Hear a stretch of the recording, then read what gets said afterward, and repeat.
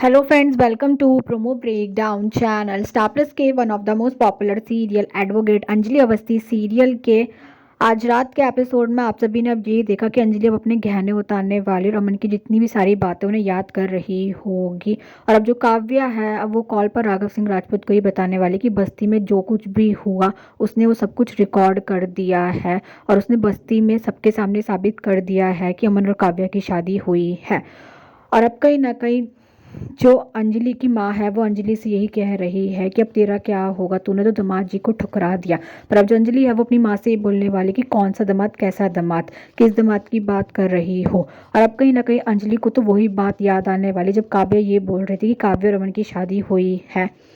और अब कहीं ना कहीं जो अंजलि की माँ है वो अंजलि से यही कह रही है कि अब तेरा क्या होगा, मुझे कुछ समझ नहीं आ रहा है। पर जो अंजलि है वो अपनी माँ के सामने अब यही बोल रही है कि मुझे अंजलि सिंह राजपूत बनके नहीं जीना है, मेरी बस एक ही पहचान है और वो है एडवोकेट अंजलि अवस्थी। पर जो अंजलि है वो अपनी माँ के सामने अब पद्मा और युवराज की शादी के बारे में ही बोल रही होगी।